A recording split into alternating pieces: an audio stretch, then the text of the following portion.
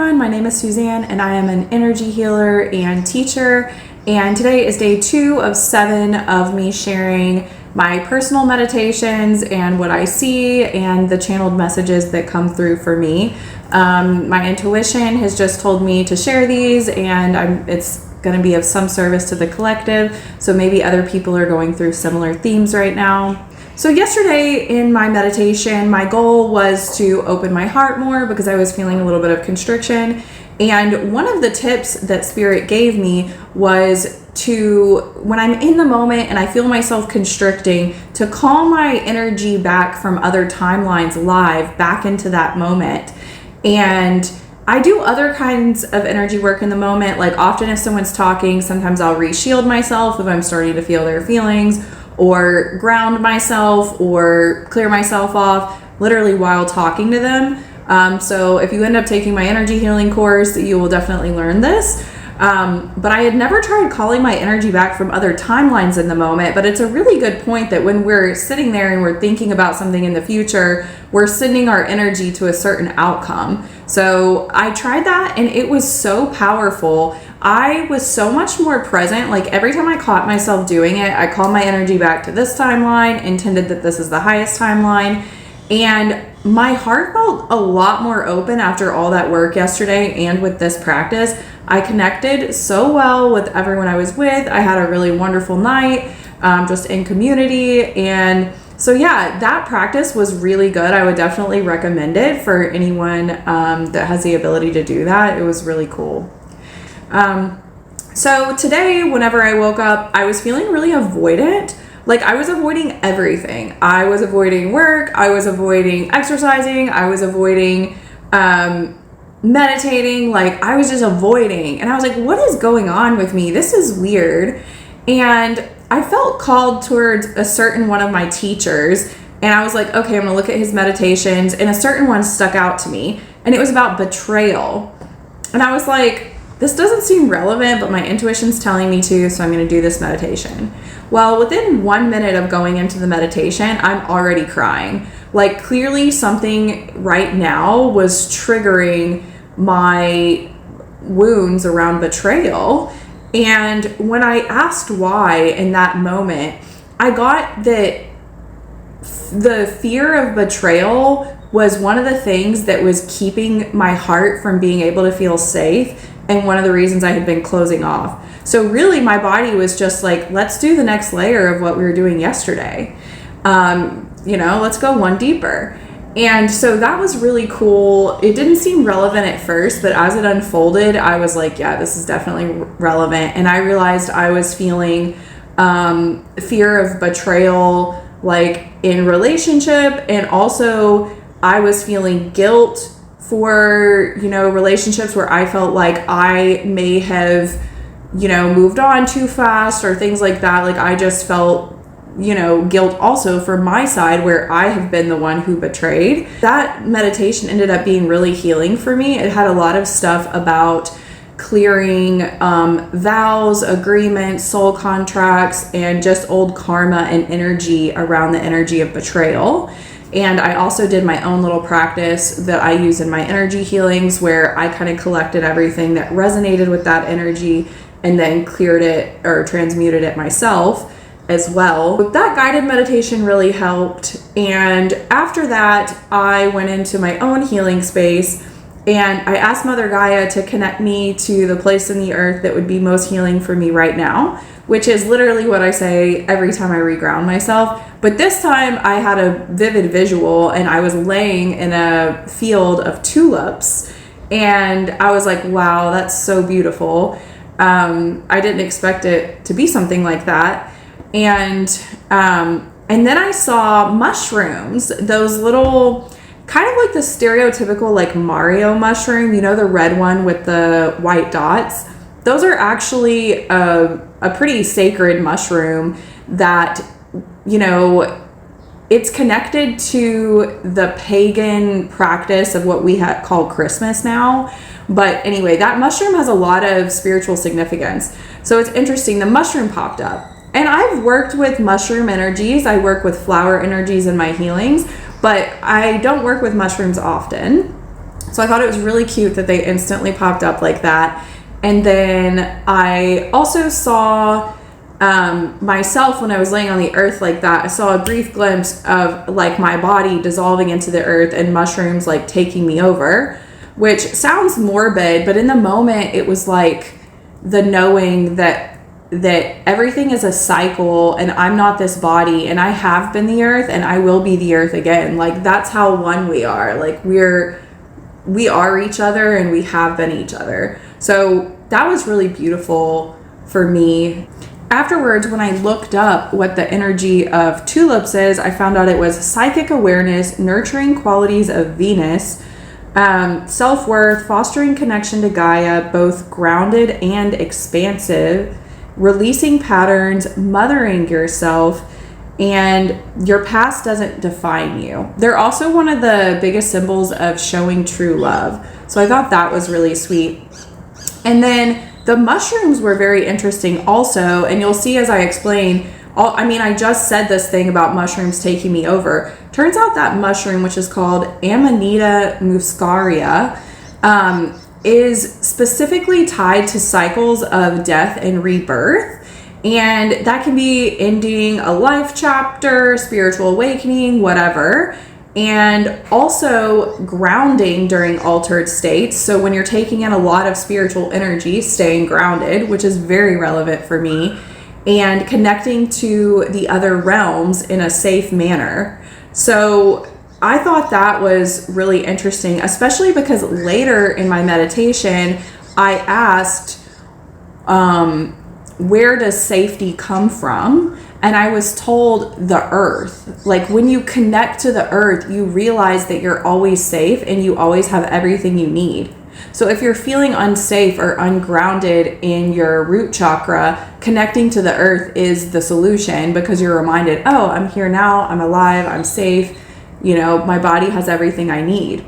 So that ended up being a big theme in my meditation. Another thing I saw, I recently got in a small motorcycle accident where I was on a motorcycle with somebody and we fell over, and I fell really hard on my butt. So my butt and my tailbone is like really sore from this fall. And so I've been giving it energy healing. And in the moment, it was like, that's part of why this happened, this accident, is because now you're sending all this healing to your root chakra, which really needed it. So, it sucks that sometimes things like that happen. Anytime we have an injury or a disease or anything like that, it always has a mirror in the energetic and spiritual bodies. Illness and dis-ease and disharmony exists in the energy bodies before it happens to the physical body, and that extends to traumatic type injuries. If you keep hitting the same foot, stubbing the same toe, whatever, look up the spiritual meaning of that body part, because it does have significance, and you will see what the significance is. So basically for me in this meditation, I was told that's why I got this specific injury. And when I started the meditation, it was actually really painful. Like when I woke up this morning, it was okay. It was kind of hurting. It was better than it's been the last few days. But when I laid down to do the meditation, at that point, I couldn't get comfortable. It was very uncomfortable. So I was like intent, like, yeah, I got to do something about this. So I did send a lot of healing energy and clear out a lot in my root chakra. And that has everything to do with this wound of betrayal, because betrayal is a base human safety thing. If you experience betrayal in a tribe, your life is at risk. So those things that is a root chakra emotion, or whatever you would call that theme. So I had also asked what was missing from my Kundalini, like further Kundalini activation, and it was like grounding. And so there's all these grounding themes through this healing. And that's when I was told that that's why you had this accident, so that you would clear this out. And I was shown that I didn't feel safe in my body, and I wasn't fully safe in the moment.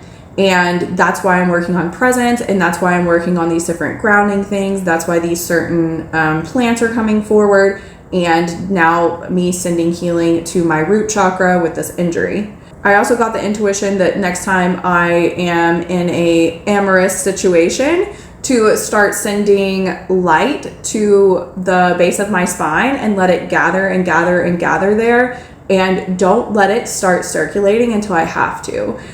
Because for me, typically in sensual situations, I keep my energy flowing, my Kundalini flowing as much as I can. But it was basically saying, no, send that energy all to the base of your spine with the intention of healing, and let it gather and gather and build there for quite a while before you start letting it circulate.